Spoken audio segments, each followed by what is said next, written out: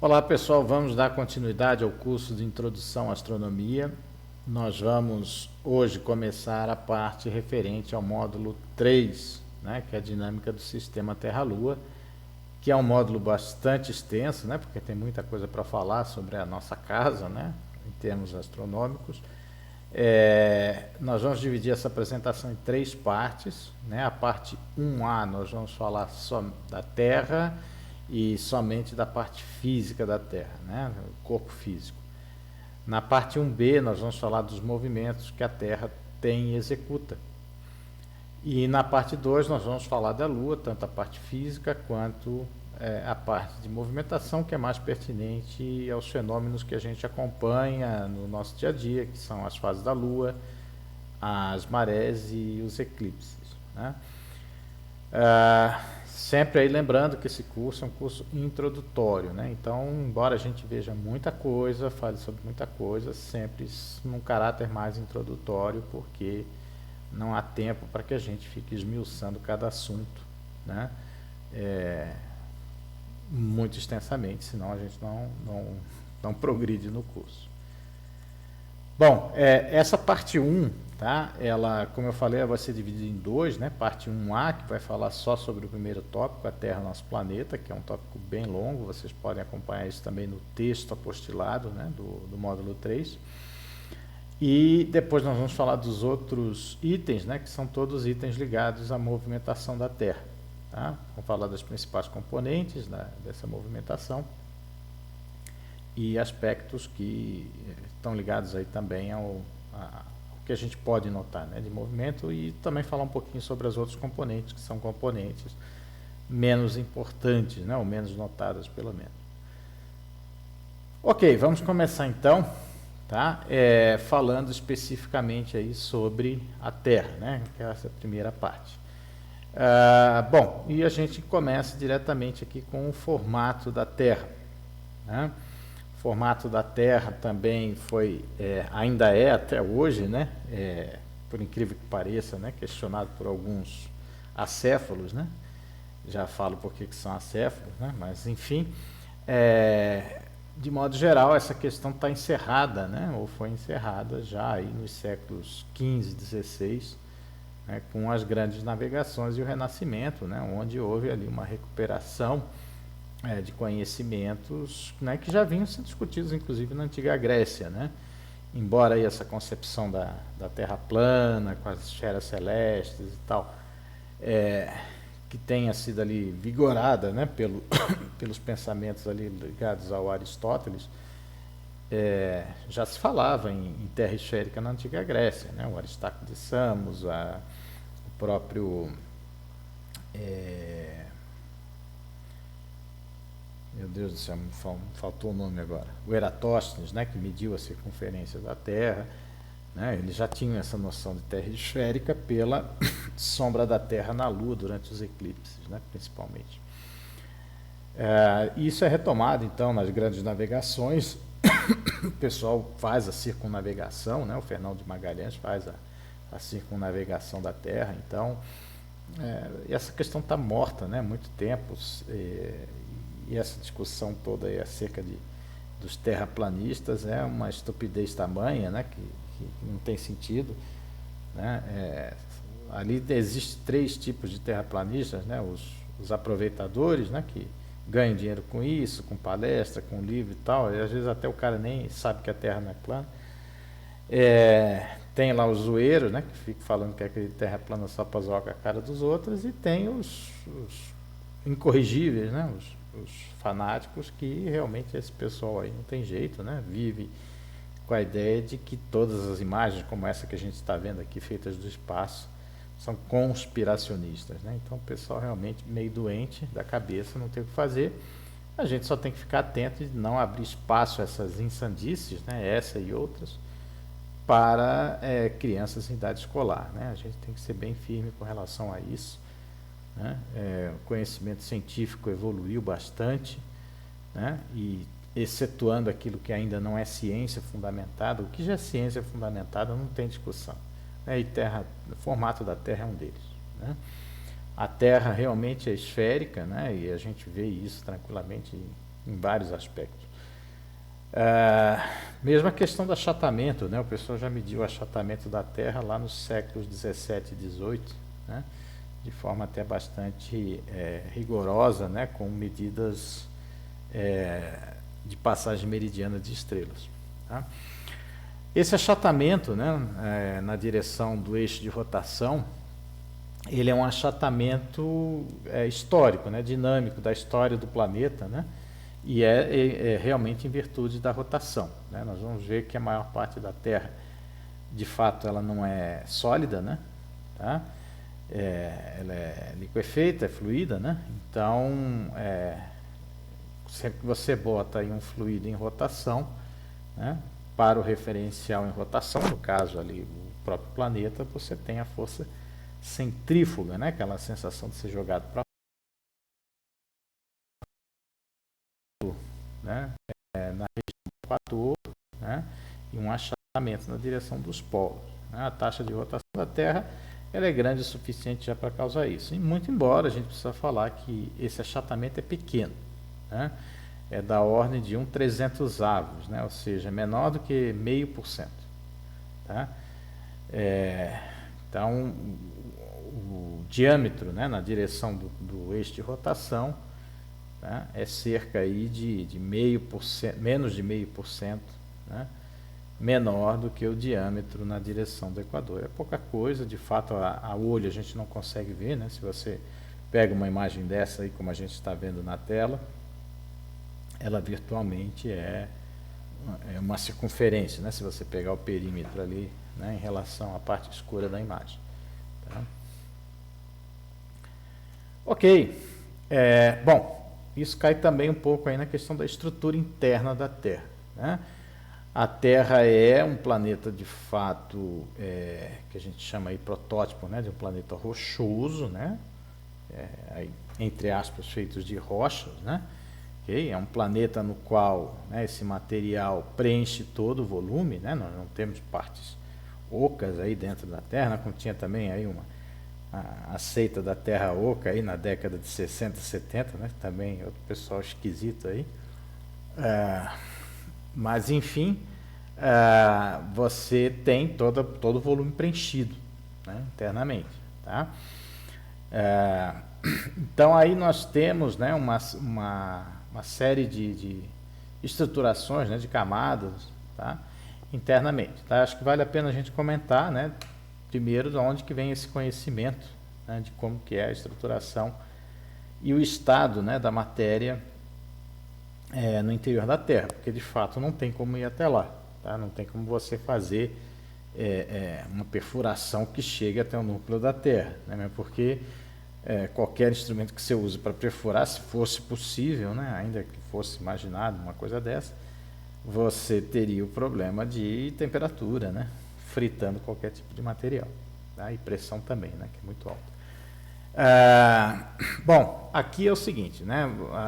Basicamente essa estruturação vem de modelos associados a dados observacionais, né? Que tipos de dados observacionais nós temos? Os dados observacionais vêm de duas fontes principais. A primeira é as observações, né, de propagação de ondas sísmicas na Terra, né? Então, quando você tem lá um terremoto, tem um epicentro, né? Essas ondas sísmicas elas não se propagam só na crosta, né, na parte da superfície, elas se propagam também para o interior do planeta e você tem ali uma série de propagações diferenciadas, né, conforme a camada, porque a propagação da onda, né, ela depende das condições, basicamente ali da equação, né, que descreve o estado da matéria, né, naquela camada. Tá? E como nós temos uma rede, né, de observação de ondas sísmicas bastante grande no planeta, várias estações, então você consegue monitorar muito bem essas propagações, né? E usando várias dessas observações, né, integradas no mundo inteiro com as várias estações, você então forma um modelo para determinar como que é pressão, temperatura e densidade em cada uma dessas camadas, né, que você está observando. Então não existe assim decorrente dessa observação, né, a gente nota que não existe uma variação suave, vamos dizer, né, dessas propriedades que eu citei, pressão, temperatura e densidade, do centro até a superfície. Tá? Existe descontinuidade, como a gente já vai comentar. A segunda fonte de dados advém da rede de satélites, né, que a gente tem ao redor da Terra, né, porque esses satélites eles têm órbita tão próxima da superfície, né, comparativamente são relativamente muito juntos à superfície, né? Tipicamente você tem satélites entre 100 e 600 quilômetros de altura, e o raio da Terra é da ordem de 6.000 e um pouquinho. Então, nós estamos falando aí de uma altura que é 10% do raio da Terra. Então, é como se basicamente eles orbitassem muito junto à superfície. E com isso eles estão sujeitos à distribuição de massas, né? De modo geral, não só na crosta, mas ao longo de todo o planeta. Com isso você também consegue, através dos desvios e acelerações que o satélite vai tendo, né, você vai então construindo, né, um modelo de distribuição de massa interno à Terra. Tá? E é claro que você vai ter que fundir esses dados todos num modelo autoconsistente, né, tá? Que inclua coisas fisicamente plausíveis e possíveis. Tá? Então é daí que vem esse conhecimento, né, de como que é a estrutura interna da Terra. Tá? Bom, basicamente a gente tem ali um conjunto de 5 camadas, né, principais, se a gente for do centro até a parte mais externa, aí, que seria a atmosfera superior. Tá? A grosso modo a gente tem ali um núcleo interno, né? Aqui vocês estão vendo à esquerda, né, a distribuição de densidade em azul, né? Os números estão aqui embaixo para essa distribuição em azul. A distribuição vermelha de temperatura, né? Os números estão aqui em cima para a temperatura em Kelvin. Tá? E elas vão se acumulando, né, com relação à profundidade, zero é a superfície, né, e aqui no final é o centro da Terra. E aqui você tem a pressão em gigapascais, tá? Okay? Até o centro da Terra. Okay? Então a gente vê que existe descontinuidades, né? E essas descontinuidades estão ligadas exatamente à formação dessas camadas. Né? O núcleo interno, então, é um núcleo bastante denso e quente, né? Como a gente está vendo aqui, temperaturas na casa de 5.700 Kelvin, que é basicamente a temperatura da superfície do Sol, tá? E densidades na casa de 13 gramas por centímetro cúbico. Né? Então, por isso, a gente chega à conclusão de que o núcleo ele provavelmente deve ser formado aí de uma liga de ferro e níquel, né? E apesar da altíssima temperatura, por conta de uma pressão muito alta, né, ele está em estado sólido, né? Que se comporta como se estivesse em estado sólido apesar da temperatura. Okay? Então, essa parte do núcleo interno a gente pode dizer que é uma parte sólida. Mas é uma parte pequena, né, em termos de volume e em termos de massa do planeta, né, apesar da densidade alta. Tá? Logo acima do núcleo interno, nós temos o núcleo externo. Essa parte é fluida, né, líquida, tá? Também formada aí pela mesma liga de ferro e níquel, só que aí com contaminação de elementos mais leves também. Né? Esse núcleo externo, então, ele é um núcleo, uma parte fluida, né, como eu acabei de citar. Tá? A temperatura e a densidade aqui variam significativamente, né, ao longo dessa estrutura. Tá? E é interessante que nessa parte, né, como você tem a possibilidade de ter movimentação de material, né, porque ele é líquido, embora muito viscoso, você tem ali, né, tanto a convecção, né, porque você tem um gradiente de temperatura, né, da base até a parte superior do núcleo externo, então isso gera uma convecção no material, quanto também a questão da rotação do planeta vai gerar movimentação de correntes, né, então você vai ter movimentos ali erráticos, né, desse material que vai formar correntes, e como esse material está ionizado, né, por causa da alta temperatura, isso provoca corrente elétrica, né, e corrente elétrica, por indução, vai acabar provocando o campo magnético da Terra. Tá? Mais para frente a gente vai comentar sobre ele. Bom, aí vem, passando do núcleo para o manto, né, nós temos aqui uma pequena camada de separação, que a gente chama de camada D, que é uma camada bem fina, né, de 200 km de espessura, mas com uma transição de densidade abrupta, né? A densidade passa de 10 gramas por centímetro cúbico no alto do núcleo externo para 6, né, da ordem de 6, 5 e pouquinho gramas por centímetro cúbico na base do manto inferior. Tá? Então, essa camada é caracterizada por isso, né? Por essa mudança abrupta de densidade. Tá? No manto inferior, também nós temos aqui uma parte líquida, né? Fluida. Tá? A camada D também é fluida, né? Diga-se de passagem. Temos uma camada fluida, né? E que detém aqui, né, uma maior parte do volume e da massa do planeta. Tá? Embora aqui as espessuras, né, do manto inferior e do núcleo externo sejam parecidas, mas tem que lembrar que, como o raio, né, médio do manto inferior é maior, né, a casca esférica tem um volume maior. Tá? No manto inferior, então, nós temos ali, né, uma composição basicamente mais de óxidos, né, com alguma intrusão alguma inclusão, né, de elementos um pouco mais pesados também.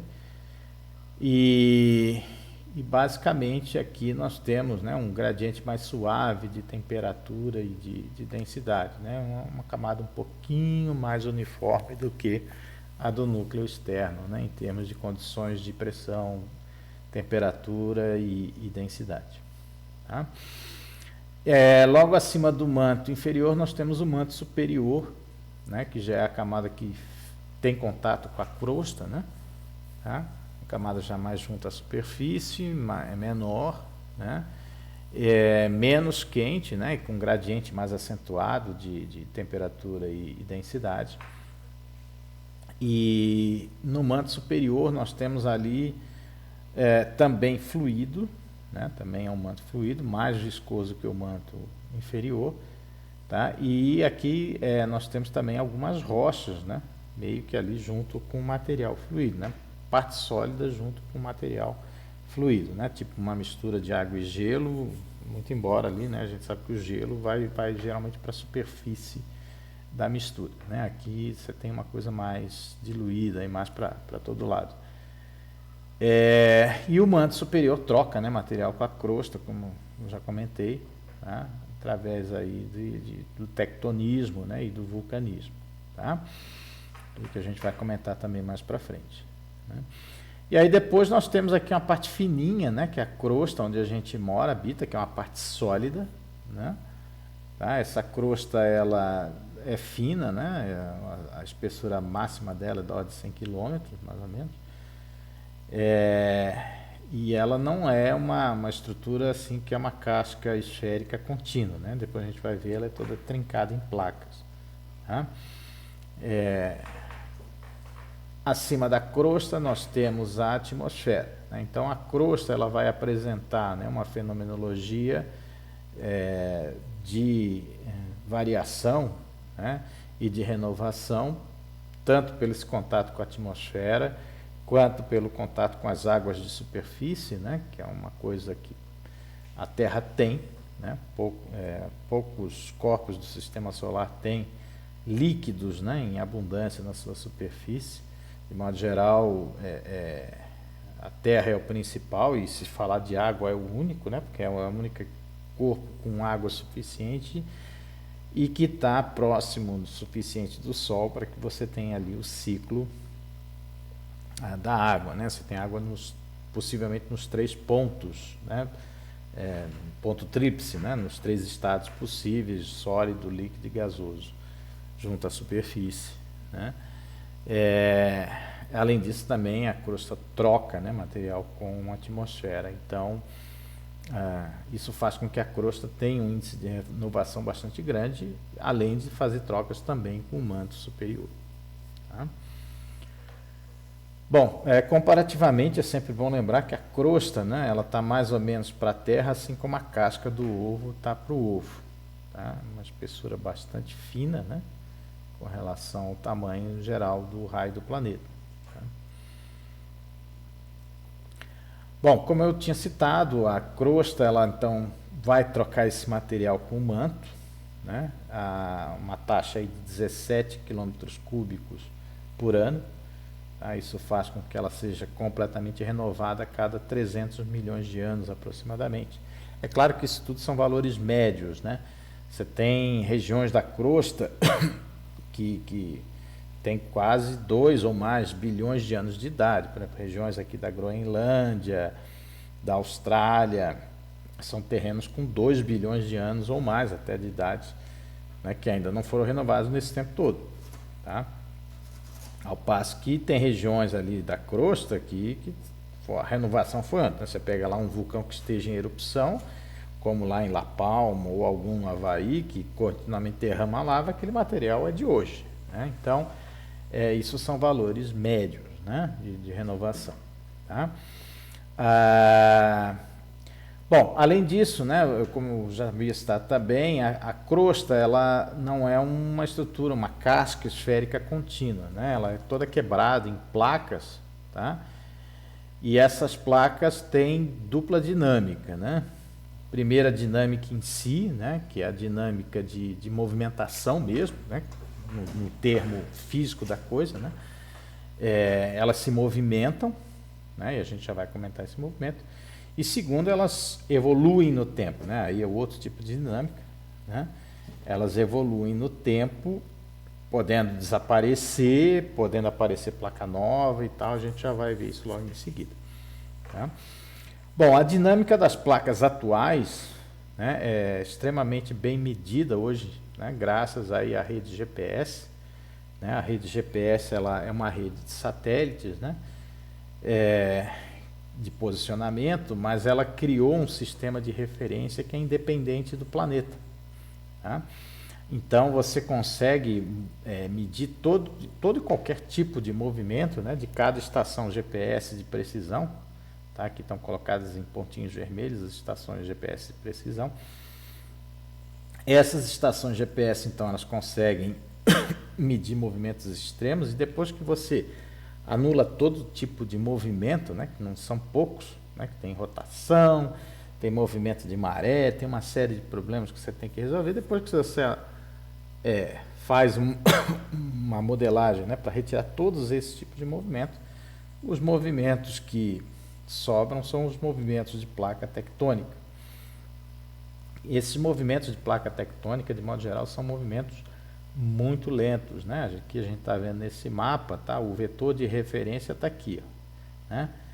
5 centímetros por ano, né? Ou seja, é uma movimentação assim absurdamente pequena e difícil, né, de ser notada, obviamente, tá?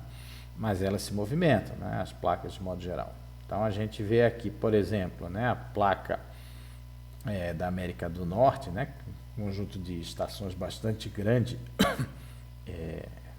nos Estados Unidos e no Canadá também. Você vê que ela está sofrendo aqui uma movimentação no sentido anti-horário, né? Tá? Então, se chocando aqui contra a placa do Pacífico, a placa de Juan de Fuca, né? Que é aquela placa que tem a falha de San Andreas, ela se choca contra essas placas. A placa do Pacífico, ela tem uma movimentação lateral na direção noroeste, né? Bem determinada por várias estações GPS. Tá aí uma movimentação intensa, né? Se a gente pegar aqui a placa sul-americana, onde a gente está, né, a gente tem um afastamento dela com relação à África, né, mas ela tem movimentos erráticos aqui, né, ao longo da placa inteira. Essa placa aqui sul-americana é uma placa que deve com o tempo trincar em placas menores, né? Okay? Enfim, né, essa movimentação toda, né, que a gente tem hoje é muito bem determinada por esse conjunto, né, de redes GPS, né, que e tecnologicamente fornecem uma solução que até então a gente não tinha, né? Essas movimentações eram difíceis de serem feitas antigamente. Bom, aqui só para mostrar a questão da dinâmica da evolução no tempo, tá? Esse GIF aqui que está carregando e que vai mostrar para vocês, ele mostra a evolução das placas tectônicas aí no planisfério terrestre, né? Ao longo de 1 bilhão, no último bilhão de anos, né? Lembrando que o nosso planeta aí tem 4,5 bilhões aproximadamente, então no último quarto, vamos dizer, de idade do nosso planeta. Vocês estão vendo que a bagunça é extremamente grande, né? Okay? Placas surgem, placas vão, placas voltam, e a situação que a gente tem hoje, né, dessas placas e da distribuição de continentes e de águas, ela é uma coisa que é totalmente dinâmica, né, nas escalas de tempo de idade da Terra. Tá? Elas vão continuar a evoluir, a gente sabe disso, né? As movimentações estão ali medidas e elas continuam evoluindo e vão continuar fazendo aí os seus estragos, né? Que a gente já vai comentar logo em seguida, né? Sob o ponto de vista aí da nossa civilização, né? Na superfície da Terra. Mas de qualquer maneira, para uma escala de tempo de vida do ser humano, isso é nada, né? Assim, a gente não nota esse tipo de coisa acontecer, né? E mesmo na história da humanidade, que é pouca, né? Vamos datar aí de 10 mil anos para cá aproximadamente, essas variações também são imperceptíveis, né? Quase, né? Excetuando uma coisinha ou outra, um vulcão ou outro que surge, é difícil assim a gente notar essa movimentação. Bom, falando, né, no que essas movimentações causam, né, obviamente que você tem ali, né, placas indo uma de encontro com a outra, ou placas se afastando e tal.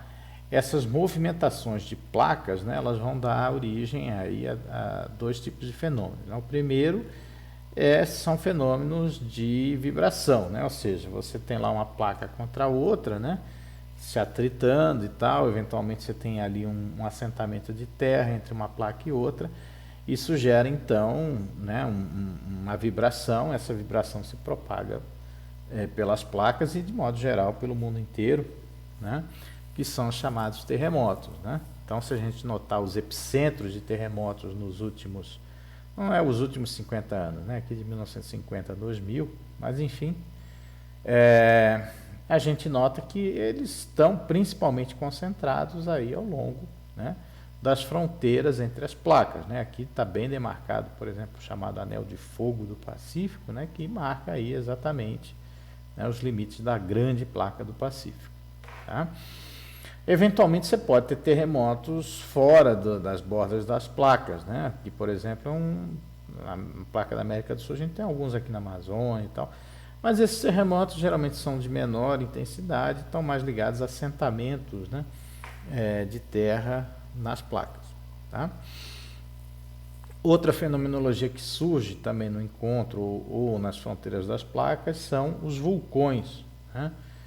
Tá? Então, aqui em preto, né, em triângulo preto, estão os vulcões aí ativos nesse período, né, de 1950 a 2000. É claro que também alguns vulcões acabam surgindo no meio de placas, como aqui nas Ilhas Havaí, ou mesmo aqui, né, na região de La Palma, aí, que foi recentemente bem comentado, porque ia causar um tsunami no Brasil e não sei o que, né, aquela coisa sensacionalista toda. Mas, enfim, pode surgir vulcões, né, fora das bordas da placa, a gente já vai ver por que isso, né? De modo geral, então é isso, né? Os vulcões aqui, né, tem uma animaçãozinha aqui de um vulcão, né, lançando aí magma, né, que a gente chama, que é basicamente rocha derretida, né? Aí essas rochas advêm lá do manto superior, né? E aqui tem aí dois garotos aí brincando na piscina, né? Não é uma piscina de onda isso, tá? Essas ondas estão sendo causadas por um terremoto, né? Eles estavam lá na piscina e aí deu terremoto e a água fica agitada aí, criando ondas e tal. A mesma coisa que você pegar lá uma tigela com água e sair andando, né? Aí a vibração dos seus passos vai fazer a água ir para um lado para o outro, aí derrama e tal, aquela coisa toda. É exatamente a mesma coisa aqui, né? Mas eles parecem que estão se divertindo aí, né? Sei lá, talvez tenha engolido um pouco d'água, não sei. Mas é isso então, tá? Essa fenomenologia aqui, né, na borda de placa, ela é bem relacionada, né, com os vulcões e epicentros de terremoto. Bom, falando, né, em fenomenologia de borda de placa, vamos ver isso com um pouquinho mais de detalhe então, nesse cartoon aqui, tá? Que aí explica algumas coisas que a gente vinha falando, tá? Então, quando eu tenho placas, né, indo com uma contra a outra, ou uma, né, indo para longe da outra, né, como tem aqui nessa parte central, nós temos então essa fenomenologia surgindo, né? Então, por exemplo, aqui, né, quando eu tenho uma placa saindo, né, da outra, eu tenho aqui então uma falha, né, na crosta por onde o material do manto passa, né, de certa forma até livre, e começa a formar então, né, terreno, e isso acaba jogando, né, as placas para longe daquela região, né? E aí aqui, por exemplo, na dorsal atlântica, isso é bem claro, né, ao longo ali de todo o Atlântico Sul principalmente, né, entre a placa da África e a placa da América do Sul. Eventualmente, é claro, né, eu posso ter falhas no meio da placa, tá? Então aqui é um exemplo, né? Tem uma coluna ascendente quente aqui no meio da placa, essa coluna ascendente encontra uma falha na placa e ela vai até lá e começa a criar material, né? Esse material pode até estar no fundo do mar, ele vai elevando uma montanha e aí surge um vulcão, né?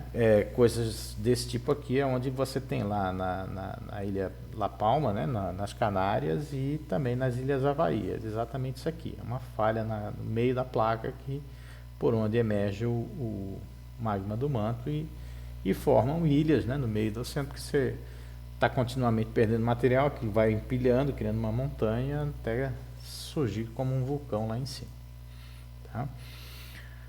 No encontro entre placas, né, um encontro uma contra a outra, e eventualmente uma vai mergulhar por baixo da outra, né, tá? Para passar. Então, essa placa que mergulha no magma, ela vai sendo desfeita aos poucos, né? No encontro entre as duas placas, você tem dupla fenomenologia, né? Um afundamento, formando as fossas, geralmente aqui no mar, né? Porque como a Terra tem águas na superfície, uma região muito profunda vai acabar sendo preenchida por água, né? E do lado da placa de cima você tem um enrugamento formando uma cordilheira, né, de montanhas em função desse enrugamento. Então o Himalaia, os Andes, as Rochosas surgiram dessa maneira. A placa que pega e mergulha, né, ela pressiona o magma aqui, né, existente entre uma placa e outra, e isso aumenta a pressão e eventualmente isso rompe, né, a crosta, formando vulcões também ao longo dessa cordilheira formada, né? Então não é incomum ter vulcões nessas cordilheiras. Okay? Eventualmente, tá, também no meio da placa nós podemos ter falhas, né, como essa daqui, mas são falhas não tão grandes, né, não tão grotescas, que chegam a fazer um grande fluxo de magma e surgir aqui um vulcão. Você pode ter aqui falhas menores, né, formando aqui o que a gente chama de caldeiras, né? As caldeiras, então, elas vão criar um derramamento basáltico na crosta, tá? Não explosivo, né? Não é explosivo como é um vulcão, ela é suave, mas é um derramamento contínuo, né, através de uma falha, tá? E aí você forma uma caldeira, né, aqui redondinha, tipo uma aparência de uma cratera, com basalto em volta. E nós temos um exemplo bem claro aqui, pertinho de Itajubá, né, que é a região de Poços de Caldas, né, tá? Que não é à toa que a gente tem água quente lá, né, saindo do subsolo, que é por conta da caldeira, né, que tem embaixo de Poços de Caldas, tá? Aqui está a imagem de satélite, né, da região. Aqui está o relevo, tá? Então, claramente a gente vê a caldeira aqui, né? Tá? Poços de Caldas está aqui, aí você tem aqui município de Caldas, Santa Rita de Caldas, Andradas, São João da Boa Vista, todas essas regiões aqui têm fontes, né, de água, né, minas de água que jorram ali água quente, né, dessas regiões, não é só em poços não, tá? E obviamente muito basalto aí, né, na região em torno, tá? Então, é claro que agora, atualmente, né, não tem derramamento basáltico nenhum, né? Mas é uma região onde embaixo, né, se a gente pudesse perfurar lá até próximo ao manto, a gente ia ver uma estrutura, né? Deixa eu voltar aqui um pouquinho. Uma estrutura similar a essa, tá? Tem magma ali perto, né? Não tão pouco profundo assim, tá? Ok. Bom, dando continuidade aqui, né? Como a gente tem essa renovação contínua da crosta, né? Esse movimento de renovação com relação ao manto e também, né, essas trocas que a crosta faz com as águas superficiais, né, e também a própria atmosfera, nós temos aí os ciclos, né, de elementos, né, aqui na região da crosta, né? Esses ciclos aí eles têm importância, né, sobretudo biológica, né? Aqui estão ligados aí também à questão da vida na Terra e a evolução da vida na Terra. O primeiro a analisar aqui é o ciclo de carbono, né? O grande reservatório de carbono ainda é a própria crosta, né, na forma de material, tá? Só que aos poucos, né, esse material da crosta, na medida que é trocado com o manto, o carbono não volta tanto assim quanto a gente gostaria, tá? Aos poucos ele está sendo sequestrado para o manto, né? Então, de modo geral, a gente tem aqui algumas trocas associadas à vida, a atmosfera também tem um reservatório até razoável, né? Nós temos aqui sedimentos no oceano profundo, que também tem um bom reservatório, né? Tá? Mas, de modo geral, assim, dentro desse ciclo, né? Se a gente for olhar na escala, sob o ponto de vista da escala tectônica, a biomassa ela precisa de carbono, né? A biomassa ela está com cada vez menos carbono disponível, né, para se efetivar, tá? E a evolução da vida na Terra tem mostrado isso, né? De modo geral, ela tem se estruturado em função da quantidade de carbono disponível, né? Então, se a gente pegar aí, por exemplo, há 100 milhões de anos atrás, você tinha uma quantidade de carbono maior disponível para fazer a biomassa da Terra do que você tem hoje, né? Isso se refletiu na evolução da vida na Terra, de modo geral que as espécies têm diminuído de tamanho, tá? Não estou falando ainda da questão, né, do sumiço dos dinossauros, não é isso. Estou falando assim, de espécies que já existiam naquela época, que eram bem maiores e hoje têm um tamanho menor, né, em função dessa diminuição do material disponível para a biomassa. Tá? Por exemplo, tubarões já existiam naquela época, eram bem maiores, de modo geral as espécies têm diminuído de tamanho. Crocodilos já existiam naquela época, também diminuíram bastante de tamanho para agora. E isso vai continuar acontecendo, né? Apesar aqui do homem, né, ter agora aqui uma influência nesse ciclo, tá? Sobretudo aí com a queima de combustíveis fósseis, né? O que, aliás, é um sequestro do que iria ser perdido, né? Os combustíveis fósseis para o manto, e agora voltou para a crosta, né? Não estou incentivando aí a poluição, porque isso tem um outro problema grave, né? Com relação já imediato, né? Não é um problema de tectonismo para milhões de anos, mas um problema imediato que é o aquecimento, né? Da atmosfera do nosso planeta. Mas, de modo geral, mesmo que o homem queimasse todos os combustíveis fósseis possíveis e imagináveis, ele não vai reverter isso tão cedo, né? Porque isso é irreversível, né? Isso é uma questão de sequestro de carbono para rochas, né, nos sedimentos, e depois, no processo entre a crosta e o manto, esse carbono nem sempre volta, né? Ele acaba mais sendo perdido para o manto do que retornando para a superfície. Então, isso aos poucos vai minar a quantidade de biomassa disponível para a vida, né? Estamos falando, claro, em coisas de escalas aí de centenas de milhões de anos.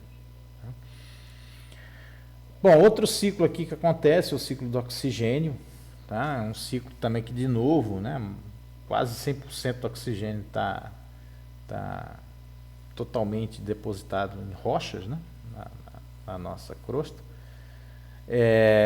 Mas aqui o importante, eu acho que do ciclo do oxigênio, né, de citar, é com relação à nossa atmosfera, né, por conta aí do impacto biológico que ele teve, e citar também que não há processos inorgânicos, né, que criem uma atmosfera oxigenada por tanto tempo quanto a da Terra. Tá? Você até pode ter processo inorgânico criando uma atmosfera oxigenada, mas ela não vai durar ali mais do que alguns poucos milhões de anos. Tá? Rapidamente esse oxigênio começa, ele é muito reativo, né? Ele começa a se envolver com oxidações de modo geral na superfície e é perdido da atmosfera, se não há uma reposição como há aqui na Terra, né? Por parte da vida vegetal. Tá?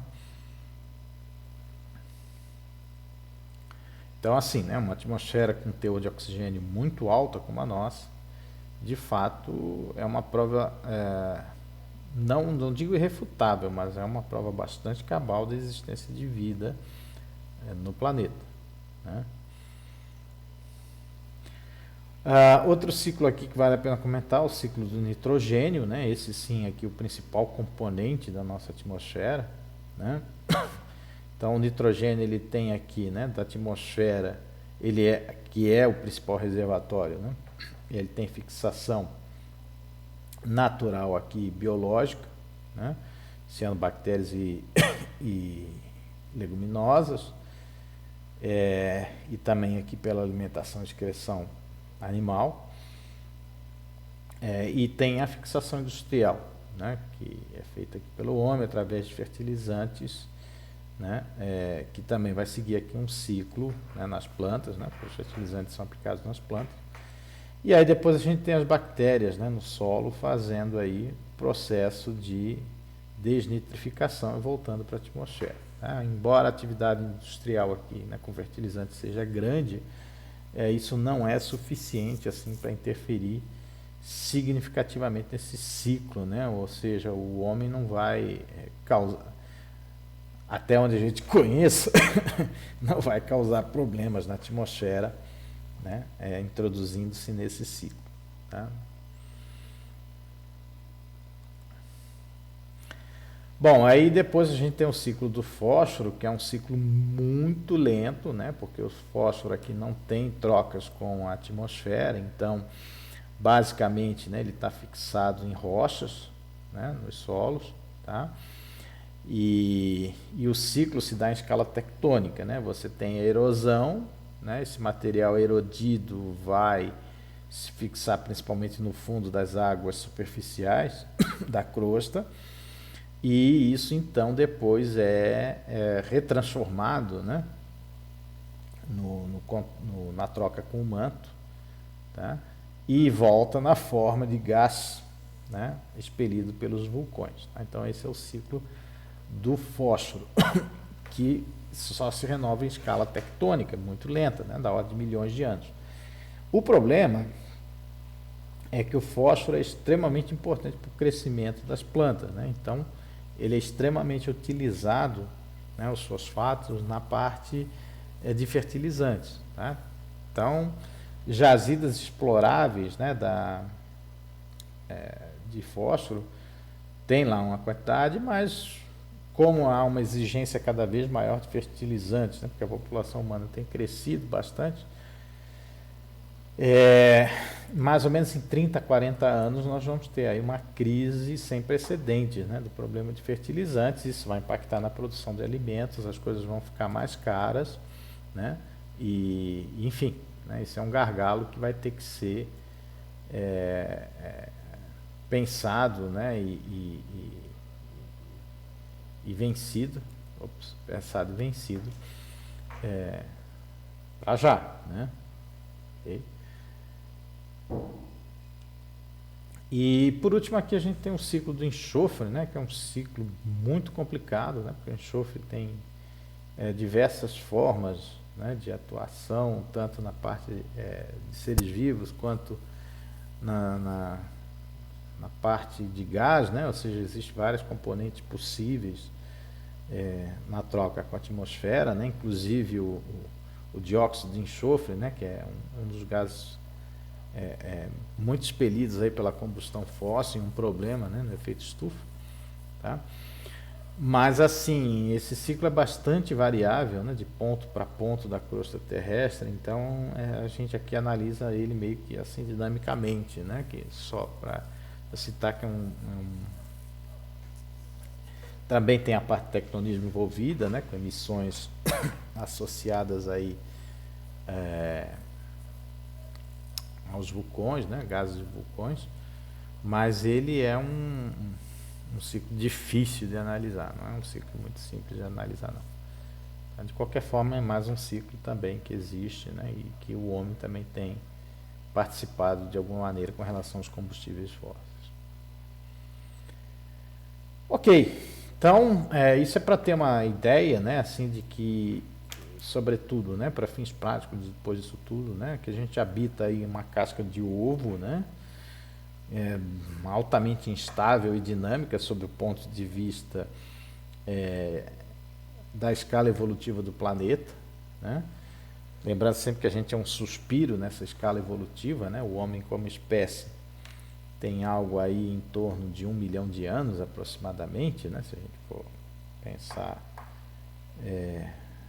em hominídeos, em Homo sapiens, algo em torno aí de 300 mil. Então, é preciso pôr aí as barbas de molho, né? Porque a gente tem que ter noção, né, dessas coisas, sobretudo agora, né, que a gente está num nível industrial e tecnológico e científico, né, no qual a gente de fato pode começar a causar alterações nesses ciclos naturais, e às vezes as alterações podem se dar contrárias à nossa permanência aqui nesse planeta. Ok, bom, posto isso então, vamos ver outros elementos, né, relativos aqui ao nosso planeta. Um deles é o campo magnético, né? A gente já citou ali, quando estava falando sobre o núcleo externo da Terra, que havia formação do campo nessa camada, né, no núcleo externo. Aí aqui a gente vai ver isso então um pouquinho mais de detalhe, tá? Como a gente citou, né, essa camada é uma camada fluida, né, em torno do núcleo interno, que é sólido, e com isso então a gente tem aqui, né, correntes de convecção, né, por conta da diferença de temperatura entre a borda externa e a borda interna do núcleo fluido, né, do núcleo externo, e pelo fato de o planeta estar em rotação, né, isso acaba causando aqui um efeito Coriolis nessas correntes, né, gerando então espiras de corrente, e essas espiras de corrente são espiras de corrente de material e de carga, lembrando que o material está ionizado, né, e com isso então, por indução, você cria linhas de campo muito intensas, né, porque a quantidade de material é muito grande. Tá? E aí com isso você vai formar as linhas de campo, né, e criar um campo magnético poloidal, né, ou seja, que tem dois polos, né, associados. Tá? É importante falar aqui que o núcleo interno, né, como está sugerindo aqui as linhas de campo, ele não participa disso, né? Se a gente imaginar, poxa, mas o núcleo interno ele é feito de ferro, né, que é um material ferromagnético, ele deveria intensificar o campo magnético da Terra. O problema é o seguinte, né, se você pegar um solenoide, né, que nada mais é do que uma espira de corrente, né, ali na forma cilíndrica, e colocar um cilindro de ferro dentro desse solenoide, de fato, né, você vai amplificar o campo magnético do solenoide. Por quê? Porque no material ferromagnético, é como se você tivesse ali uma série de espiras de corrente a nível atômico, né? E só que elas estão distribuídas aleatoriamente. Se você impõe um campo magnético externo, essas espiras elas tendem a se orientar, né, com o campo externo e amplificar esse campo, tá? Por que que isso não acontece com o núcleo interno da Terra, que também é feito de ferro, que é material ferromagnético? Porque, embora ele seja sólido e feito de ferro, ele está numa temperatura muito alta, né? E essa temperatura é acima da temperatura de Curie, né?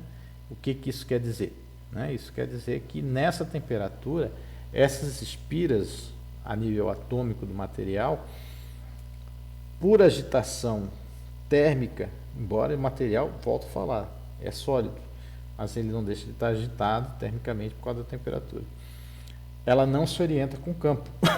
Tá? De fato, é como se você tivesse orientações totalmente aleatórias, né? E esse material ele passa a ser diamagnético. Tá? Então, de fato, as linhas nem penetram nele. Tá? São totalmente externas ao núcleo interno da Terra. Tá? Isso faz, inclusive, com que o campo, né, seja descentrado, né? Ou seja, o eixo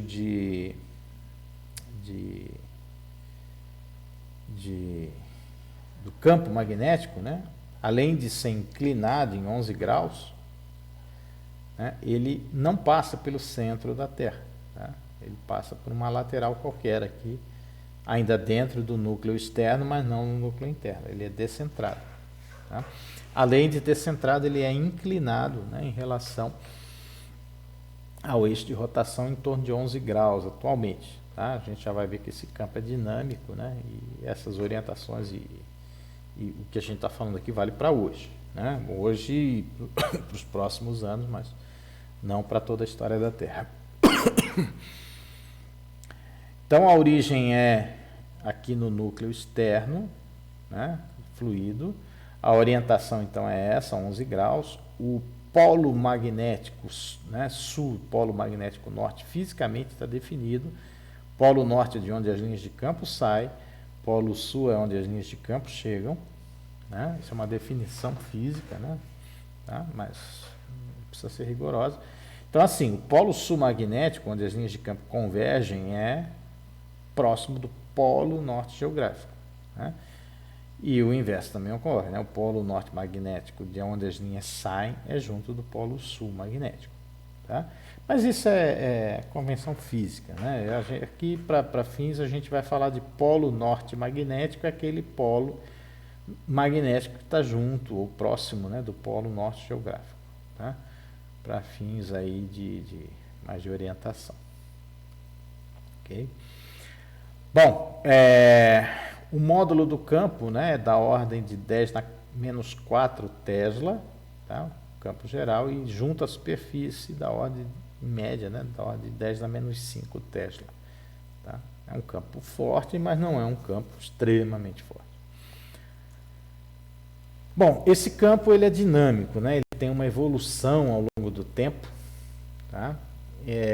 Essa evolução é uma evolução que é difícil de modelar, né? Porque ela vai acontecer devido à evolução dessas correntes que geram o campo lá no núcleo externo da Terra. Então, não há um modelo muito consistente ainda que explique essas variações. Né?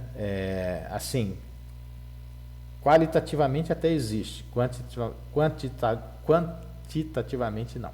Tá? Então, a gente tem um modelo qualitativo que mais ou menos explica por que o campo varia assim dessa maneira, mas não um modelo quantitativo, né? que mostra de fato o que aconteceu com ele e o que vai acontecer.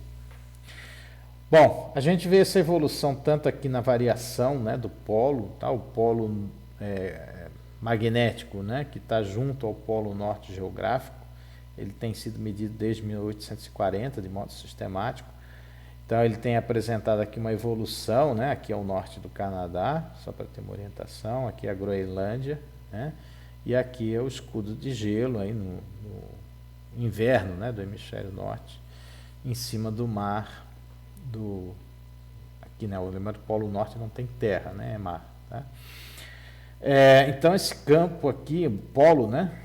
Magnético junto ao Polo Norte geográfico, tem excursionado aí, né? Desde 1840 e agora de 2000 para cá, num ritmo mais rápido, né? Indo na direção da Sibéria, que está para cá, né? Que aqui já é o lado da Rússia atualmente, né? Tá? Então ele vai passar para lá, tudo indica aí que mais uns 5 a 6 anos ele já deve estar no litoral da Sibéria, tá?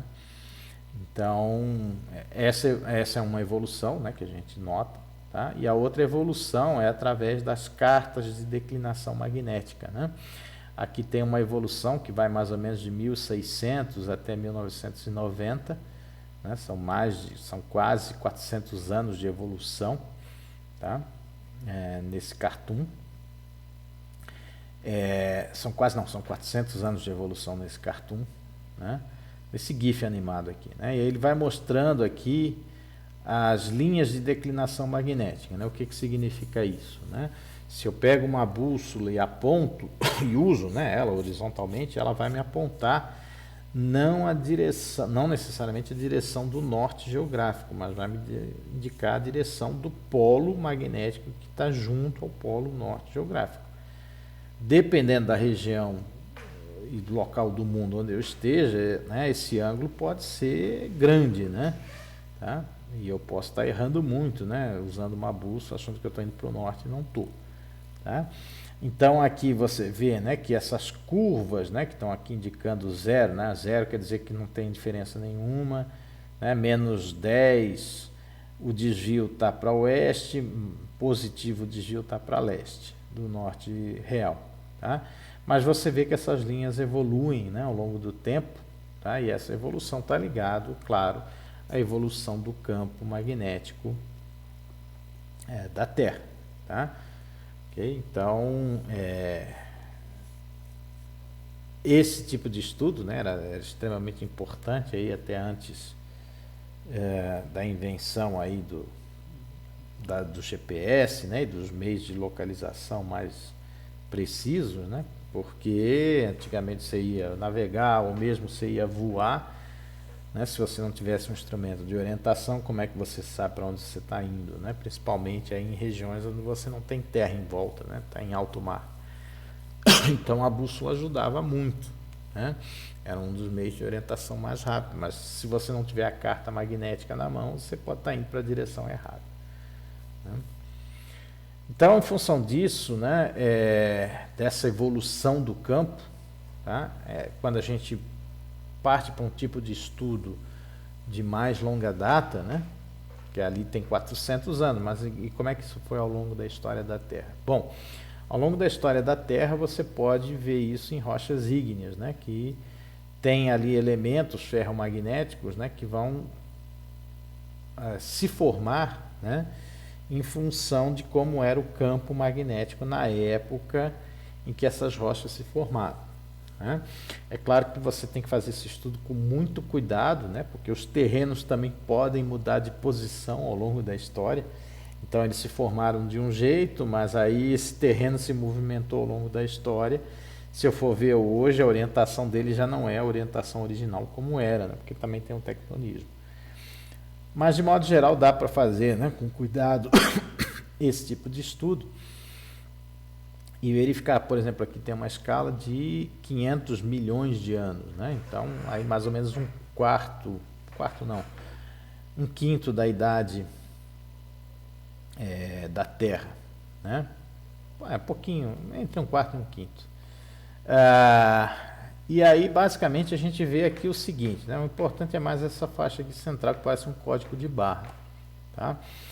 As partes em preto, né, indicam polaridade como a polaridade é hoje, tá? A polaridade do campo magnético da Terra. Não necessariamente intensidade, mas a polaridade. E as partes em branco, né, indicam polaridade reversa. Então a gente vê que ao longo desses 500 milhões de anos, né, houve ali uma alteração bastante grande, né, na polaridade do campo polaridade do campo magnético da Terra. E quando você tem uma inversão de polaridade, necessariamente você tem ali uma anulação do campo, né, enquanto você está revertendo. Então, a gente nota que ao longo, né, da história do campo, né, houve uma série de reversões de polaridade, algumas épocas de bastante estabilidade, da ordem de 10, 20 milhões de anos. Mas, enfim, isso é para mostrar que esse campo é dinâmico, né? Existe sempre uma preocupação, né, com o campo magnético, porque, de certa forma, ele também ajuda, né, a proteger a vida na Terra, né, de radiação indesejável, né? Ou seja, depois a gente vai ver ali na parte de atmosfera, né, que tem, de ionosfera, perdão, que tem os cinturões de Van Allen, né, que são cinturões formados, né, pelo campo, graças à ação do campo magnético, e obviamente numa ausência de campo, esses cinturões não vão se formar e não vão barrar radiação. Mas, de modo geral, a vida conseguiu evoluir. Em 500 milhões de anos, né, a vida já existia, obviamente. Tá? A vida na Terra aí tem aproximadamente 2,5 bilhões de anos, né, nos últimos 2,5 bilhões de anos. Então, durante esse tempo todo, a vida deu um jeito de se manter, né? Então, assim, o campo magnético é importante, mas não é tão fundamental, por exemplo, como é a atmosfera da Terra, que aí sim, essa é a que barra a maior parte, né, da radiação letal que poderia realmente esterilizar a superfície da Terra. Ok, aqui só então para falar um pouco sobre a questão de orientação magnética, né, que eu acho que é importante, já que o curso também se propõe aqui, né, a dar elementos de orientação pelo uso do céu, né. Aqui também a gente vai falar de um pouco de orientação com o uso de bússola, né, tá? Então, assim, você tem as cartas de declinação magnética, a gente já citou, né, que a bússola ela vai apontar na direção do polo magnético e não na direção do polo geográfico. E essas cartas elas precisam ser atualizadas, né? Porque vocês viram o campo magnético evolui e evolui relativamente rápido. Então nós temos aqui a carta de 2020, né? Mais recente. Nessa carta a gente vê então que aqui a parte do Brasil, né, é uma carta válida para a América do Sul, mas a parte do Brasil em particular está toda ela em linhas de declinação magnética, né, que são azuis, né? Essas linhas são negativas e elas indicam então que para todo o Brasil, inclusive ilhas oceânicas, né, a sua bússola vai apontar para oeste, né, do norte verdadeiro. Claro que você tem que saber em que lugar está para fazer a correção. Tá?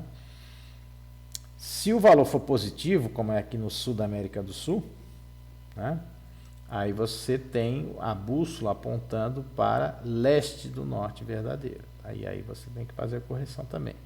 Você só não vai precisar fazer a correção se você tiver essa linha zero, né, der a sorte de estar por aqui.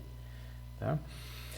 Bom, eu até lá no texto, né, eu passei um link, né, do NOAO, tá, que é o órgão estadunidense que cuida aí das partes relativas a coisas de oceano, atmosfera e também campo magnético, né, da Terra, tá, um órgão governamental estadunidense. Eles têm vários aplicativos, né, para uso e um deles é esse, né, você informa lá o local onde você está e ele te dá aqui um retorno, tá? Isso tanto no celular quanto no computador, tá? Vocês podem acessar lá no site e ver, também tem para celular aplicativo. Você só simplesmente digita o local, nem precisa digitar as coordenadas se você quiser, né? Então digita lá Itajubá, ele já entra com as coordenadas, já carrega as coordenadas de Itajubá e ele te dá aqui qual é o apontamento, tá? Então Itajubá a gente sabe, né?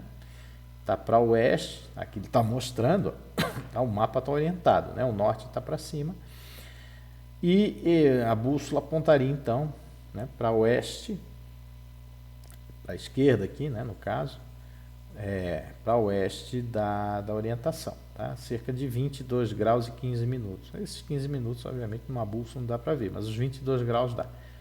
Tá? Então, você precisa corrigir disso. Tá? Eu vou passar aqui então um filminho rápido, para mostrar como é que a gente faz isso. Rapidinho.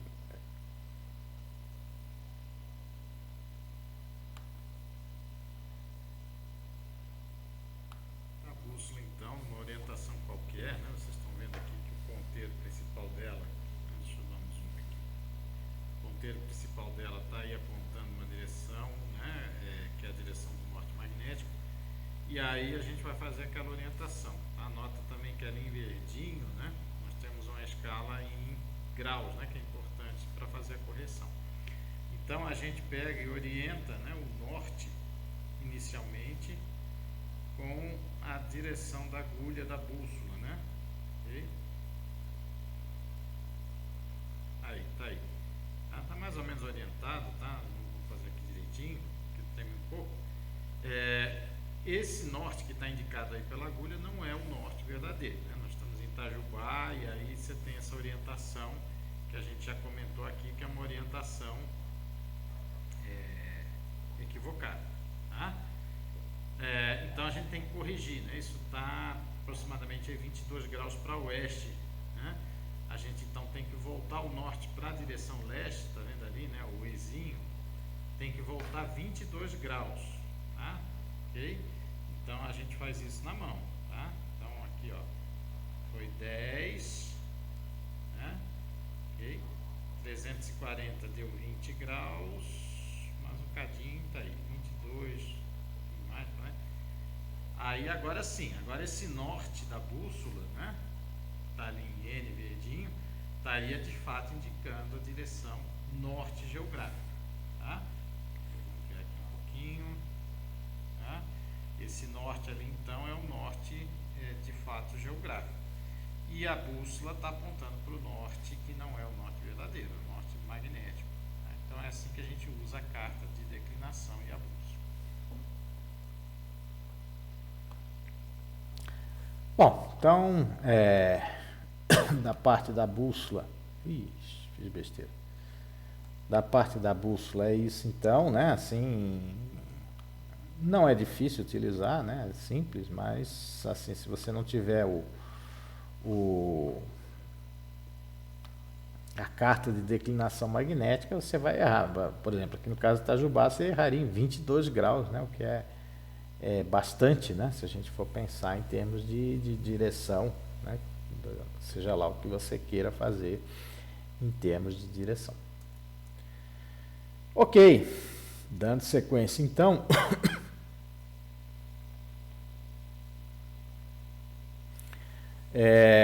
Bom, como eu havia citado, né, o campo magnético ele se espalha além, né, vamos dizer assim, do interior do planeta e da superfície, né? Que é um campo magnético, ele vai ter linhas de campo. Se você pegar lá, por exemplo, um ímã, né, espalhar ali, né, deixar ele em cima de uma mesa, espalhar ali malha de ferro em cima, você vai ver ali uma orientação que vai a uma distância, às vezes até de 2, 3, 4 vezes o tamanho do ímã, né? Essa influência magnética, depende da intensidade do campo, claro. No caso da Terra, a mesma coisa, né? O campo ali ele vai ter uma intensidade razoável e se estender até entre 5 a 10 raios, né? Terrestres de distância, tá? No espaço circunvizinho da Terra, né? Esse campo, então, ele vai ter uma interação com o vento solar, tá? Que está aqui colocado, a gente não vai entrar ainda em tanto detalhe sobre isso, né? Fala um pouco isso mais na parte do sistema solar, mas o Sol não emite só luz, né? Ele continuamente está perdendo material, né? E formando uma espécie de vento, né? De material, é pouco denso, mas esse material ele é ionizado, ele é composto principalmente de elétrons, prótons e partículas alfa, né? Que são núcleos de átomos de hélio. Esse material, então, ionizado, né, ele, dependendo da atividade do Sol, ele pode intensificar em densidade. Isso vai carregar também linhas de campo junto, né? Então, quando ele interage com a magnetosfera da Terra, ele cria aqui, né, uma estruturação, né, que vocês estão vendo de interação. E, ao mesmo tempo, também, algumas dessas partículas vão interagir com o campo, né, em si e espiralar ao longo das linhas de campo, né? Essa é uma característica da força magnética, né, associada a uma partícula carregada em movimentação ao longo de um campo, né? Você tem sempre uma força agindo de forma perpendicular a direção de velocidade, né? Isso cria então um movimento espiral, né, das partículas ao longo das linhas de campo. E quando você tem esse afunilamento, né, na direção dos polos, isso cria uma pressão adicional magnética, né, que a gente chama de pressão magnética, que faz com que as partículas rebatam. Então elas ficam indo de um polo ao outro, espiralando ao longo das linhas de campo, né? Elas ficam aprisionadas, formando ali uma região densa de partículas carregadas que a gente chama de cinturões, né? Esses cinturões foram primeiro propostos por Van Allen, né? E depois observados logo no início da era espacial, né? Com as primeiras sondas que foram lançadas, os primeiros satélites que foram lançados. Então, esses cinturões, eles protegem a gente contra micro-ondas, por exemplo, e outros tipos de partículas de mais alta energia, né? E aí se diria, mas sem essa proteção dos cinturões, possivelmente a gente teria problemas para a vida na Terra. Bom, talvez isso afete um pouco mais aí a escala de mutações e coisas parecidas, mas a história da Terra sugere que não, tá? Isso tem importância, mas de fato quem realmente banca aí a proteção contra altas energias, né, aqui na superfície é a nossa atmosfera e não necessariamente aí o campo com os seus cinturões.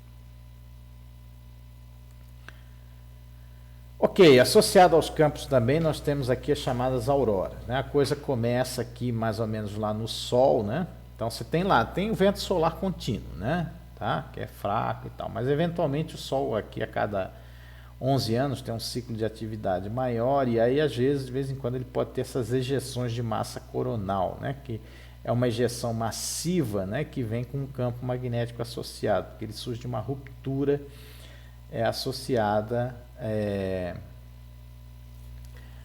na superfície, né? Uma estrutura magnética associada na superfície do Sol. Esse material, se vem com uma polaridade invertida em relação ao campo magnético terrestre, ele acopla no campo, ele diminui as linhas de campo magnético, né?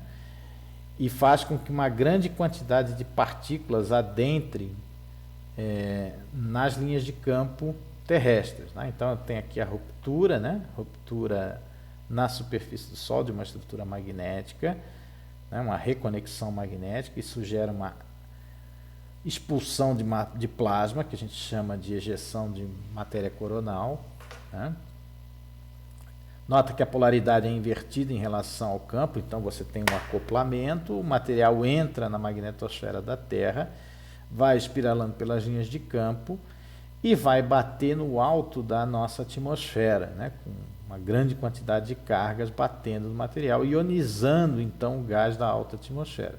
Esse material ionizado vai emitir luz ao se recombinar, né?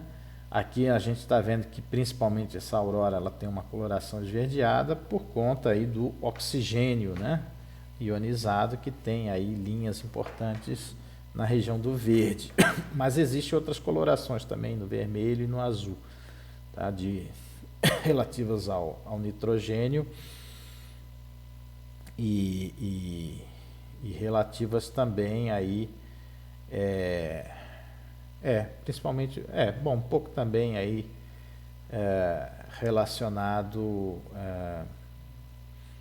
aí a outros elementos, né? Agora não me lembro bem de onde é que vem essa emissão de vermelho. Não é o hidrogênio, tá? Mas eu acho que é um dos gases nobres que a gente tem, se eu não me engano. Mas a do verde com certeza é oxigênio, tá? E aí, bom, tem esse espetáculo aqui que são as auroras, né? As auroras, então, aí é simplesmente só um espetáculo mesmo, né? Assim, é material, cargas, né? Que penetraram no campo magnético, batendo. Geralmente isso aí vai acontecer lá nos polos magnéticos da Terra, né? Então, junto lá, o polo norte magnético e o polo sul magnético, né? E aí, claro, só essas populações que estão junto a esses polos é que vem esse espetáculo. Como no hemisfério norte, nesse polo, tem ali regiões relativamente habitadas no Canadá, né? na Escandinávia e na Sibéria em volta, o pessoal vê mais. Na Antártida lá só vai ver pinguim e os pesquisadores que estão lá morrendo de frio. Às vezes você vê alguma coisa do sul também, né? Da Austrália, bem ali no limite do horizonte, você consegue ver também. Mas de modo geral as auroras é isso, tá? Elas têm ali uma variabilidade grande, né? Esse filminho aqui é ao longo de 1 hora ou 2 horas, então tem uma dinâmica ali envolvida, né? Tanto pela quantidade de material quanto pela própria oscilação do campo.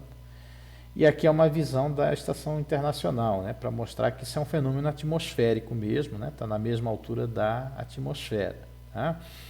Ok? Um pouquinho mais acima, né? Porque ionosfera ali, depois a gente vai ver na parte da atmosfera da Terra, está um pouquinho acima aí da camada principal. Mas é basicamente um fenômeno aí até entre 80 e 100 km de altura aproximadamente. Bom, falando da nossa atmosfera, então, tá aí, né? Então, o nosso planeta tem uma atmosfera, embora seja uma camada pequena, né, relativa ao tamanho do planeta, tanto em massa quanto em tamanho. Ela é uma camada extremamente importante para a vida, né? Sem ela a vida não seria possível na Terra, tá? Não só por conta dos gases em si, ou da troca de gases, mas pela proteção também com relação à radiação e também, né, a questão de você manter uma temperatura estável, né, suficiente para os processos de vida ocorrerem, tá? Bom, basicamente aqui, né, nós temos à esquerda o perfil de temperatura, né, curva de temperatura da nossa atmosfera, e aqui nós temos o perfil de pressão, né, que fala um pouco também sobre a questão da densidade, né? Então, é sempre importante falar, né, quando a gente fala em atmosfera, a gente está falando basicamente até 20 km de altura.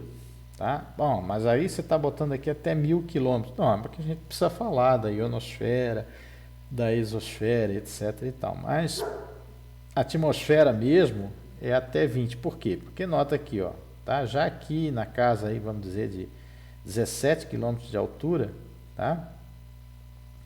90% de toda a massa da atmosfera está abaixo de 17 km de altura. Tá? Só 10% está acima. Okay? Se eu vou aqui, né, um pouquinho aqui já no meio da camada de ozônio, né, 32 km de altura, só tem 1% da massa da atmosfera acima disso. 99% está abaixo. Né? Então, assim, a atmosfera para acabar mesmo, né, 99,9% está aqui, ó, 48 km. Então, na verdade a gente fala 100 km, né, mas no fundo, a nossa atmosfera aí, ela para aqui, tipicamente em 20 km de altura, mais ou menos. Tá? A pressão está aqui, né, em milibar, tá? Vocês estão vendo, né?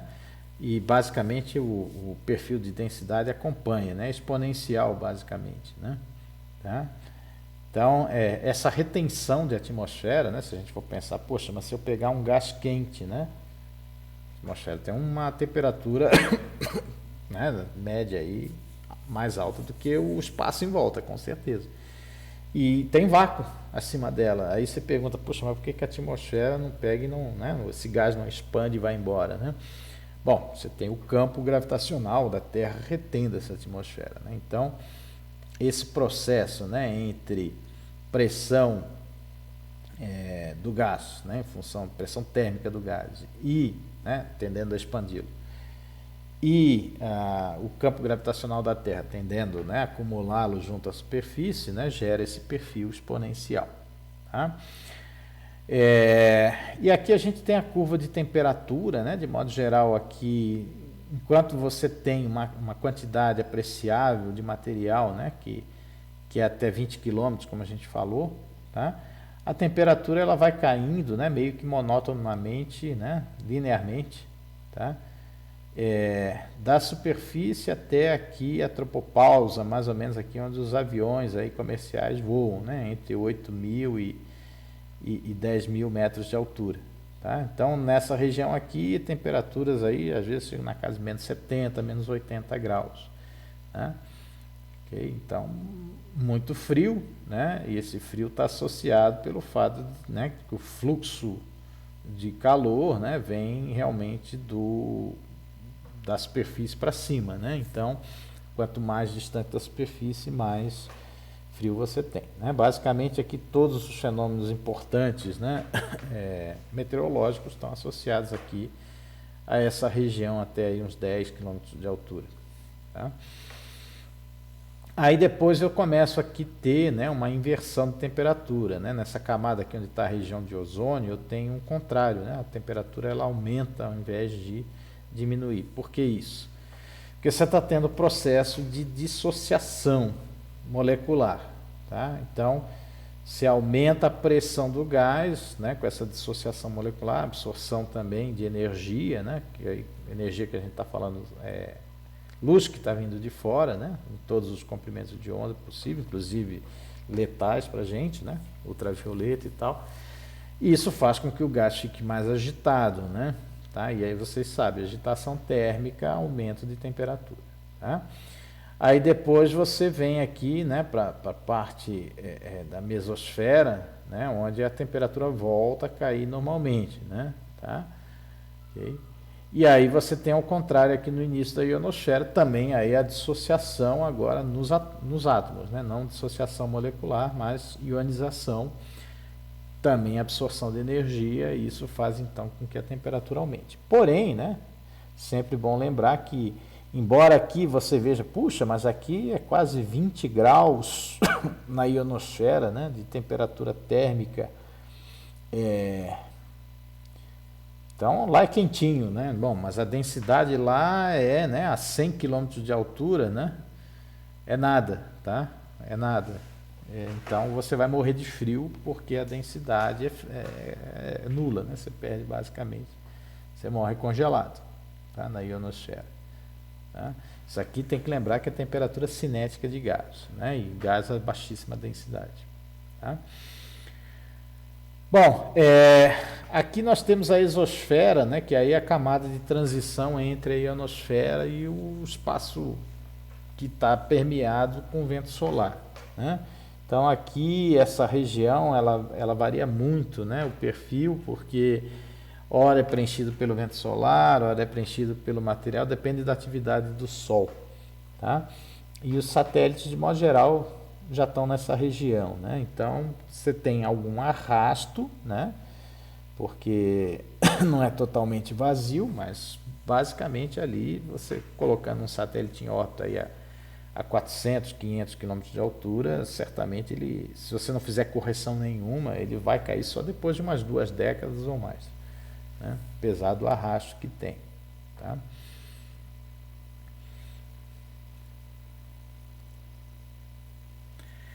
Bom, a nossa atmosfera, né, ela não foi sempre assim, né, do jeito que ela é hoje, né, com a composição aí que a gente tem, que é basicamente nitrogênio, né, em 78%, oxigênio em 26%, tá, e o restante aí é migalha, né, tá, basicamente nitrogênio e oxigênio moleculares, né, N2O2 é o que domina hoje, mas nem sempre foi assim, né, no passado a Terra surgiu com uma atmosfera que tinha basicamente, né, gases associados ali, o que era predominante, né, na nebulosa protoplanetária que deu origem ao sistema. A gente vai comentar isso um pouco melhor lá no módulo do sistema solar. Mas, de modo geral, a atmosfera da Terra surgiu aqui, né, com amônia, metano, hidrogênio molecular, hélio, né, e um pouco de nitrogênio, tá? E traços de vapor de água. Essas coisas então foram evoluindo com o tempo por várias razões, né? Por exemplo, o hidrogênio e o hélio progressivamente foram se perdendo no espaço, né? Porque a Terra não é capaz de reter com seu campo gravitacional esses gases, né? O vapor de água aumentou com o tempo devido à queda do bombardeamento tardio, né, de meteoros e cometas, tá? Então boa parte a gente vai comentar isso também do sistema solar, boa parte da nossa água não é original, tá? Caiu depois. Bom, e aí os vários fenômenos, né, associados ali à interação entre essa atmosfera primitiva e a Terra incandescente, né, que ela é toda líquida nessa época, talvez com exceção do núcleo, levam aí uma evolução, né, inorgânica ainda, né, que vai mudando já, né, o aspecto e a proporção de elementos. Por exemplo, amônio e metano foram sumindo realmente, tá? Inorganicamente.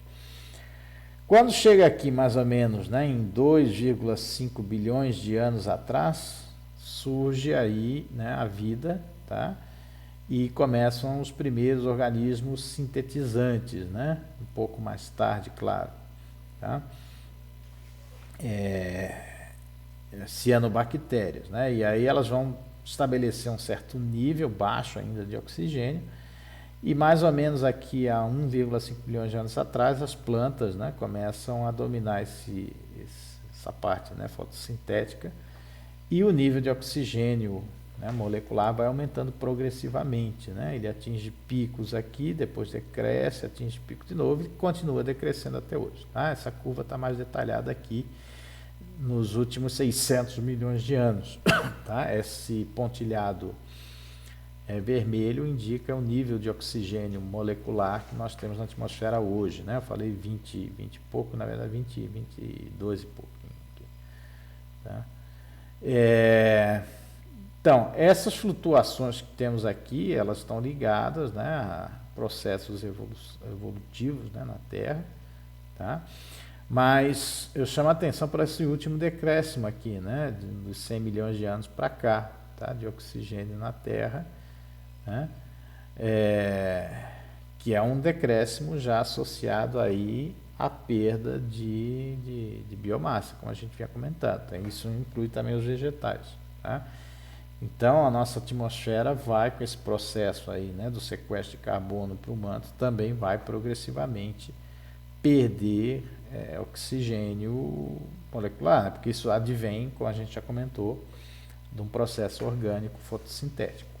Tá? E quanto menos acontece, menos oxigênio na atmosfera nós vamos ter.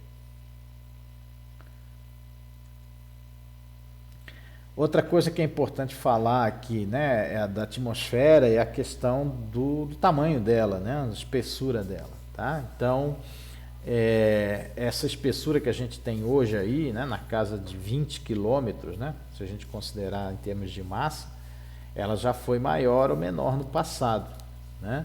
Depende basicamente se você tem gelo ou não nos polos, né? Então, se você tem uma situação em que a Terra está muito quente, né, praticamente sem gelo nos polos, né, como foi, por exemplo, aqui no Jurássico, no Cretáceo, tá? Essa atmosfera ela já foi bem mais espessa, né, tá, do que ela é hoje, tá? Bem mais mesmo, né, como vocês estão vendo aqui, tá? Então, é importante a gente falar, né, que esses aspectos, né, de tamanho, pressão e tal, depende também da evolução, né, da temperatura média global, tá? Aqui nós estamos falando, obviamente, de uma evolução natural, né? Não, isso aqui não tem nada a ver, absolutamente nada a ver com o efeito estufa artificial criado aí nos últimos séculos, né?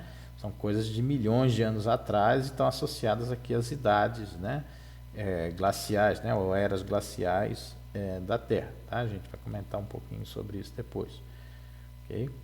E aí é uma dinâmica do clima da Terra, né? A dinâmica do clima, não falo nem clima, né? Uma dinâmica do planeta como um todo, né? Associando aí vários fatores, né? Tanto a evolução do planeta, quanto a evolução da atmosfera, quanto a evolução orbital da Terra. Ok, bom, a nossa atmosfera, né, ela tem aí o chamado efeito estufa, né? É bom a gente sempre comentar aqui que o efeito estufa não é um negócio por si só prejudicial, né? O que é prejudicial é o aumento desse efeito, tá? Existe um efeito estufa natural na Terra, né, decorrente da existência da atmosfera, né? O que vem a ser o efeito estufa, né, e por que tem esse nome? Então aqui está uma estufa, né, estufa mesmo né, para você criar plantas, né, em lugares muito frios, né, que tem inverno rigoroso, que é basicamente aqui um ambiente, né, com vidro, né, onde você tem a entrada de luz, de modo geral, luz no óptico, tá? Essa luz então vai ser absorvida pelas coisas e vai aquecer, né? A gente sabe disso, basta você deixar qualquer coisa no sol aí que você vê que ela adquire uma certa temperatura, algumas mais, outras menos, depende ali, né, da capacidade do objeto de absorver luz, né? Bom, esse objeto quente então ele vai reemitir, né? Porque ele está quente, ele vai emitir também radiação. Vai reemitir só que em ondas mais longas, né? Algumas dessas ondas elas até atravessam o vidro, mas outras não, né? A gente sente bem isso, por exemplo, né, num carro, né? Se você deixa o seu carro estacionado no sol, né? Depois você vai entrar lá, o carro tá uma fornalha, né? Mas aí você pergunta, por quê, né? O carro tá desligado, tudo normal. É o efeito estufa dentro do carro, né? Então o material é aquecido lá dentro, reemite essa radiação que deveria sair pelos vidros não sai, né? Porque o vidro barra essa radiação infravermelha, tá? É basicamente um espelho para essa radiação infravermelha. Então isso cria um ambiente mais quente que o exterior, né? Então na estufa isso é desejável para você manter as plantas vivas no inverno. Na Terra existe o efeito estufa natural, né? Então parte da energia que chega do Sol, né, também é absorvida aqui pela Terra, pela atmosfera e pelos oceanos, né? Boa parte acaba sendo devolvida, né, no fluxo radiativo, tá? Mas o fluxo líquido, né, acaba sendo favorável, né? Favorável que eu falo para a vida na Terra, porque você tem ali, graças à atmosfera que retém parte desse calor, né, que é reemitido pela superfície e pela própria atmosfera, acaba sendo retido, né? Então, como você tem essa questão, né, de reter esse fluxo de energia, a temperatura na Terra ela acaba sendo mais alta do que se você tivesse o equilíbrio radiativo perfeito, né? Então, num equilíbrio radiativo perfeito, você teria ali, sem efeito estufa, né, você teria temperatura na Terra abaixo de zero, tá? Okay? Alguns graus abaixo de zero, né? E aí isso inviabilizaria aí a evolução da vida na Terra, pelo menos, né, assim, com essa proporção que a gente conhece hoje. Graças a esse efeito estufa, nós temos uma temperatura média aí, que hoje está na casa de uns 15 graus centígrados na Terra, né? Então, você consegue manter um ambiente favorável, né, tanto aí ao ponto tríplice da água, né, quanto também a questão de você ter um ambiente mais propício para a vida, né, para a evolução da vida de modo geral, tá? Então, esse efeito estufa natural é importantíssimo, né? Sem ele, a gente estaria num planeta gelado, né? Ok, só que aí tem os problemas, né, ligados a isso, né? Intensificar esse efeito, né? Tá? Então, aí se a gente notar, né, por exemplo, a medida, né, da anomalia média, né, da temperatura superficial global, o que é isso, né? Okay? Você tem lá, né, uma temperatura média definida, tá? E aí você analisa, né, como que a sua média, né, okay, anual ou mensal, enfim, né, de acordo com o que você quer definir, geralmente é anual, tá com relação a esse valor médio, tá? Então, você nota, né, que progressivamente aqui, vamos dizer, mais ou menos aqui de 1920, né, para cá, né, que nós temos aí um aumento gradativo, né? Esse aumento aí está na casa mais ou menos 0,8 graus centígrados por século, na temperatura média da Terra, tá?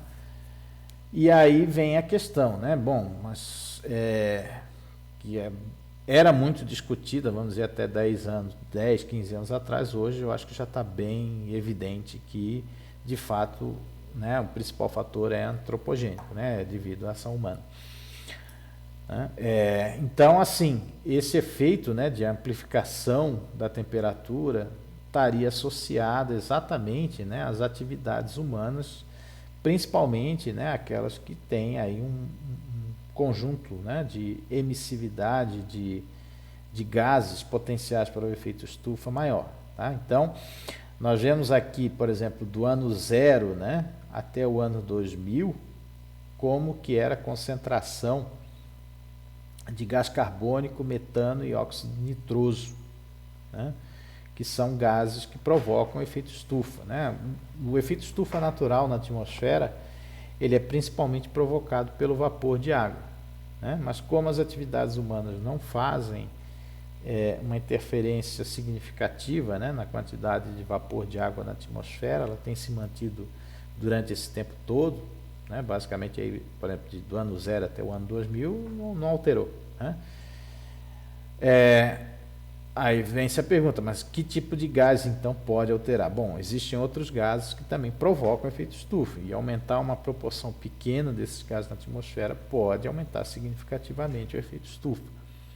Entre eles, né, está o gás carbônico, né, o CO2, o metano, CH4, e o óxido nitroso, né, o N2O, que são todos gases oriundos aí de atividades industriais, atividades humanas.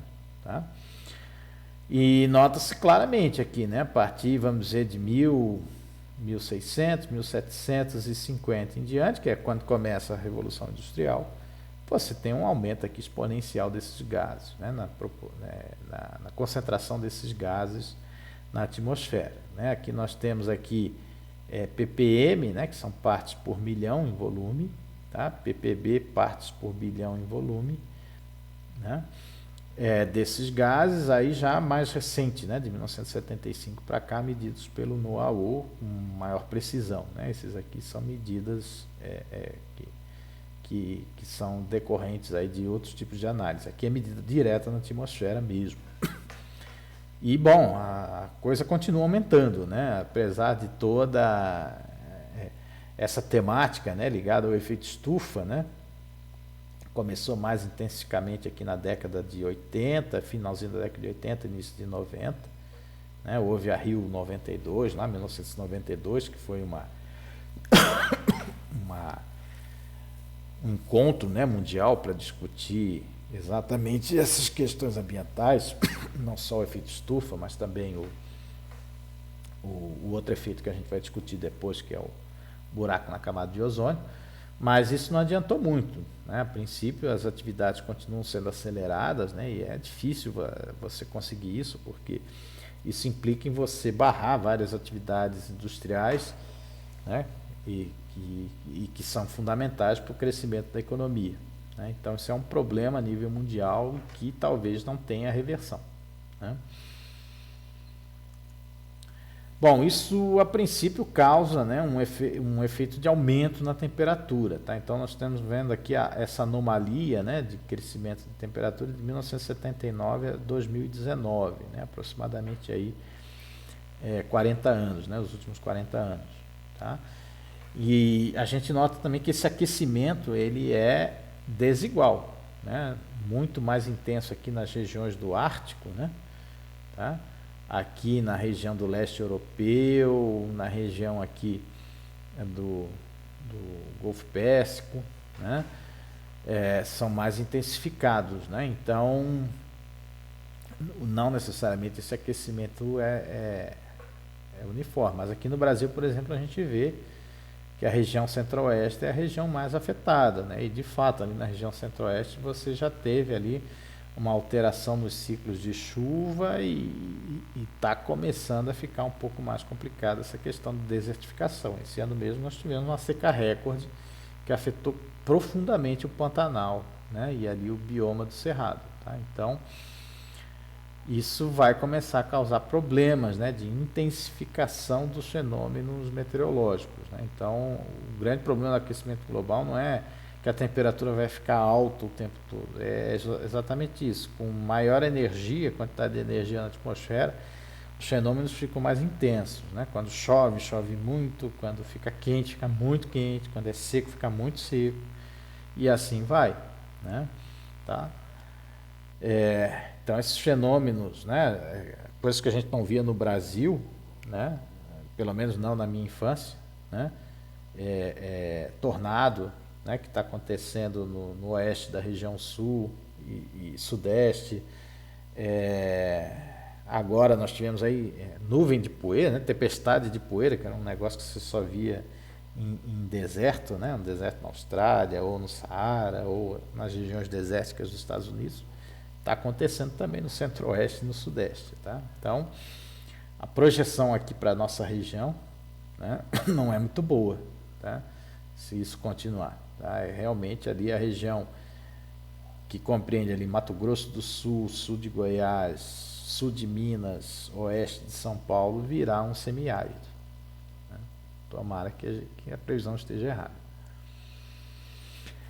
Bom, quando a gente analisa essas questões de temperatura e concentração de CO2, né, que é o mais comentado, né, mas de gases de efeito estufa, de modo geral, no passado, isso é feito principalmente hoje em dia com chamados colunas de gelo, né, você vai lá num glaciar milenar, né, como tem ali, como esse que está aqui, que a gente está vendo em Vostok, né, que é muito próximo ao Polo Sul da Antártida, né, você faz então... escava, né, uma coluna de gelo naquele glaciar, né, lembrando que toda vez que você tem neve, aquilo cai, compacta, né, vira gelo, né, aí no ano seguinte cai mais neve, compacta, vira gelo e tal. Então, ao longo dos anos, você vai tendo ali camadas de neve virando gelo, né, formando o glaciar, e com isso, então, você tem, né, se é comum nesse processo você ter bolhas de ar aprisionadas, né, nesse gelo, e aí você quando extrai uma coluna de gelo, né, você tem anos para trás em profundidade, e você analisando as bolhas de gás nessa coluna, você tem então a concentração de CO2, né, nessas colunas, tá? E também dá para ter uma ideia da temperatura, né? Então você vai batendo, né, de 1 para 1, tá? Mais ou menos aqui, né, ao longo da história de 400 mil anos para cá, você vê que a Terra realmente ela tem variações naturais, né, de temperatura e na concentração de CO2, e elas mais ou menos batem de 1 para 1, ou seja, quando a temperatura está alta, a concentração de CO2 também está alta. Nota, isso não tem nada a ver com a atividade humana, né? Ok? É um comportamento totalmente natural, né? E inclusive, né, nota, né, que isso daqui é a média, tá vendo? 0, né? É a temperatura típica de hoje, né? Se eu tenho uma temperatura mais baixa, significa que a Terra mergulha numa idade glacial, tá? Então, tipicamente é mais comum a Terra estar totalmente congelada, gelada, do que estar num período quente, como a gente está vivendo hoje aqui no Holoceno, né, que começou mais ou menos aí uns 20 mil anos atrás. Tá? Então era para a gente realmente estar num período quente, é fato. Só que a gente nota que essas variações são da ordem de milhares de anos, né? Okay? Entre o último período quente, que foi mais quente inclusive do que hoje, né? E hoje tem aqui 140 mil anos. Nós estamos falando de um aumento de temperatura de 1 grau em pouco mais de um século, né? A gente não sabe como que isso impacta na dinâmica da atmosfera, né? E para piorar a nossa situação, que aí não tem como fugir e dizer que não é causa humana, hoje a concentração de CO2, tá, é praticamente aí, né, vamos dizer, quase o dobro, né, da concentração em épocas de glaciação, né? Então, mesmo nas épocas quentes, a gente não espera uma concentração de CO2 tão alta. Então, a atividade humana, pelo menos, ela fez uma coisa, ela descolou a concentração de CO2 pela primeira vez aí, nesses últimos 400 mil anos, da temperatura. Porque se a temperatura tivesse crescido Na mesma proporção do CO2, a gente estaria aqui com mais de 5 graus acima da média, né? E aí a gente realmente estaria pegando fogo. E a gente não sabe o que isso vai significar, né, em termos de evolução da atmosfera e do clima. Tá? Daqui para frente, quanto tempo? Será que isso aí vai demorar para dissipar? Será que isso tem retorno? A gente não sabe, né? A Terra tem lá um mecanismo todo complicado que ninguém ainda conseguiu criar um modelo também autoconsistente para explicar, mas nunca a gente vê um desbalanceamento tão rápido como está acontecendo agora.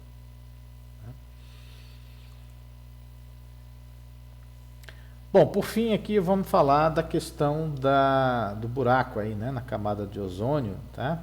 O ozônio então, né, voltando só um pouquinho, né, é uma formação natural que acontece ali entre 20 e 40 quilômetros de altura, mais ou menos, da nossa atmosfera, tá? Então a formação está aqui indicada nesse quadro, né, esquemático à esquerda. Basicamente, então, nós temos lá o oxigênio molecular, né, nessa altitude, ele vai receber uma radiação ionizante ultravioleta, tá? Que é uma radiação prejudicial à vida, inclusive. Isso vai dissociar essa molécula de O2, vai deixar 2 oxigênios livres, tá? Um desses oxigênios livres, né, devido à baixa densidade, tá? É mais provável do que, ao invés de ele recombinar, né, e formar novo O2, é mais provável que ele combine com outra molécula de O2 e forme uma molécula de O3, né, que é o ozônio. Tá? O ozônio é um gás que é tóxico para a gente, tá? Não se deve respirar ozônio. Ele não é bom, ele só é bom lá na altitude, né? O ozônio aqui onde a gente vive é ruim, é um gás tóxico, né? Ele é altamente reativo, né, também, tá? Diga-se de passagem. Okay? Esse ozônio, né, assim, em condições normais, né, ele fica estável o tempo suficiente para receber outro fóton ultravioleta, absorver outro fóton ultravioleta. E aí é quebrado, né, de novo em um oxigênio livre e uma molécula de O2. Aí esse oxigênio livre, ele está livre ou para recombinar com outro oxigênio, formar novo O2, ou para entrar de novo no ciclo de formação do ozônio. Tá? Então, nesse ciclo é importante que 2 fótons ultravioletas são absorvidos, né? Um para dissociar o oxigênio e um para dissociar o ozônio. Ok. Qual é o problema da atividade humana em relação à depleção do ozônio? Né? São os famosos aí CFCs, né? Os clorofluorcarbono, né? Gases aí aplicados em diversas aplicações industriais que, obviamente, também, depois de um certo tempo, isso foi uma coisa que deu certo, né? Foi uma recomendação mundial e que foi atendida, que deu certo, para parar com a produção, né, e substituir esses gases por outros, né? Isso não foi tão complicado de fazer. O problema aqui dos clorofluorcarbono é o seguinte, tá? Onde que ele vai entrar no ciclo atrapalhar o ciclo do ozônio, né? Basicamente, essa molécula, né, de clorofluorcarbono, ela vai ser quebrada também pela absorção de um fóton ultravioleta. Então, você libera com isso um cloro. O átomo de cloro é muito reativo e ele vai entrar em contato então com o ozônio, que também é muito reativo, e ele vai sequestrar um oxigênio desse ozônio, formar aqui, né, uma molécula com um oxigênio, e deixar uma molécula de O2 livre. Tá? E aí essa molécula de O2 ela vai participar de novo do ciclo aqui. Aí você diz, mas qual é o problema, professor? Porque afinal de contas aqui também 2 fótons ultravioletas são absorvidos, igual aqui. Né? A radiação continua sendo absorvida. Bom, perfeito. Só que aqui é o seguinte, eu só preciso de um fóton ultravioleta para liberar um cloro. E um único cloro, ele é capaz, né, de, nesse processo, destruir milhares de moléculas de ozônio rapidamente, porque depois dele formar aqui essa molécula com oxigênio, que também é instável, rapidamente eles se separam, tá? Esse oxigênio fica livre e aí tal, pode participar também do ciclo, mas o cloro também fica livre e ele é muito mais reativo. Tá? Então, num curto espaço de tempo, ele destrói aqui várias moléculas de ozônio, né, antes que elas possam absorver o segundo fóton. Tá? Então, embora aqui eu tenha, né, aparentemente duas absorções, essa absorção de fóton, né, se eu for integrar isso no tempo, no fundo cai pela metade, tá? Porque o segundo fóton que seria absorvido pelo ozônio não é mais, porque antes o cloro destrói ele é mais eficiente em destruir as moléculas de ozônio do que os fótons serem absorvidos pela molécula de ozônio. Tá? Então, o problema está aqui, né? A depleção está aqui, tá? E o outro problema é que esse cloro ele fica fazendo isso por pelo menos 100 anos, né? Até ele ter um outro tipo de reação que possa depositá-lo na atmosfera inferior. Tá? E fica durante praticamente o tempo de vida dele, né? Nessa camada aqui é da ordem de 100 anos. Tá? Então, é óbvio que isso daí gera um problema, né? Se você começar a diminuir a quantidade de ozônio nessa camada, mais radiação ultravioleta chega até o planeta. Isso é geral, tá? Não é só lá na Antártida, não. De modo geral, para todo mundo, vale para todo mundo. Tá? Bom, e aí vocês devem estar se perguntando, mas por que lá na Antártida, né, o processo fica mais intensificado? Tá? É um problema aí associado à questão, né, de como é a circulação global, né, de massas de ar, tá? E também a questão de iluminação, né? Então nós temos aqui, né, a Terra aqui dividida em diversas zonas, né, de convecção e circulação, tá? Cada um em cada hemisfério, né? Onde você tem aqui, né, do Equador até o polo, a possibilidade de levar massas de ar, né? Então no Equador você tem uma temperatura maior, né, mais convecção, né? Essa célula então aqui ela deposita, né, material da alta atmosfera mais ou menos em 30 graus de latitude, tanto norte quanto sul, né? E aqui você tem um sentido reverso, né, da célula entre 30 e 60, e finalmente você tem a célula aqui entre o polo e 60 graus de latitude. Tá? Isso acontece nos dois hemisférios. Né? Quando chega o inverno, né, as regiões polares de 60 graus para cima praticamente ficam sem iluminação, né, sem depósito de energia do Sol. Tá? Isso cessa basicamente a convecção dessas células aqui, né, acima do polo. Tá? No caso do hemisfério norte, isso não é tão acentuado, né, porque o polo norte não está sobre terra, então as temperaturas ficam amenizadas pelas correntes marítimas. Tá? Mas no caso da Antártida, não, né? Você tem um continente e não tem correntes marítimas por baixo do polo sul. Tá? Então essa região aqui na Antártida realmente cessa a convecção. Né? Isso significa então que o ozônio produzido, né, do Equador até 60 graus sul, tá, acaba sendo depositado na parte superior, né, da tropopausa da Antártida. Tá? E ali fica, né? Não tem circulação de vento praticamente nenhuma. Né? O jato polar fica fazendo esse círculo em volta do polo, tá? Evitando que você tenha ali a saída do ozônio. Ele fica preso ali, vamos dizer, na tropopausa acima do polo. Tá?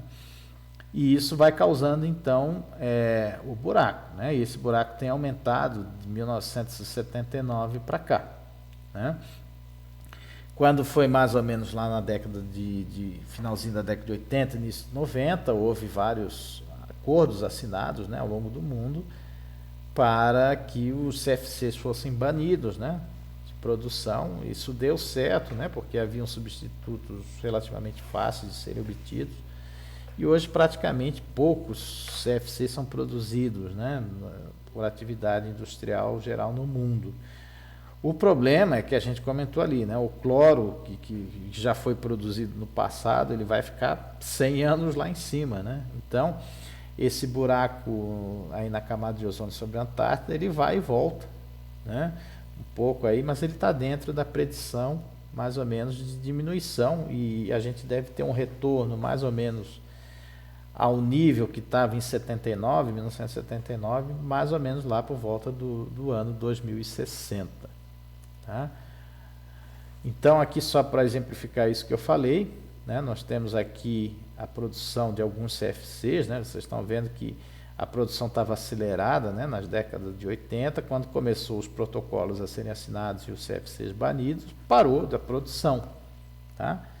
E aí a quantidade desse material começou progressivamente a diminuir na atmosfera, mas aqui é uma deposição, como falamos, né, de 100 anos de vida ativa lá em cima, né? Então, essa diminuição progressiva, ela vai ser um pouco mais difícil de de ocorrer, porque ela é natural, né? Essa deposição do cloro que está lá em cima, tá? Então, aqui, né, é aquilo que eu falei, né? Tanto para o mundo todo, né? Quantidade de ozônio, tá? Então se espera que o nível aqui, né, de 79 seja atingido no mundo todo aí por volta do ano 2046, mais ou menos, 47, tá? Mas na Antártida lá seria uma coisa mais ou menos por volta de 2062, mais ou menos, ao nível de 79. Tá? Então isso é a previsão, né? Esse preto aqui com cinza em volta é a previsão, e em vermelho aqui estão as medidas reais. Tá? Então tem ano que a coisa cai muito, né? Como foi aqui, acho que em 2016 ou 14, não lembro bem, 15 acho, teve uma queda, aí todo mundo comemorou, mas esse ano, por exemplo, já bateu um recorde aí de novo, aí foi mais ou menos aqui, né? Em cima. Então, essas oscilações são normais, mas o importante é que a média, né, dessas oscilações tem seguido a previsão de que mais ou menos aí em 2060 a gente volte, né? E só lá em 2100 para voltar aí nos níveis de 1960. Tá?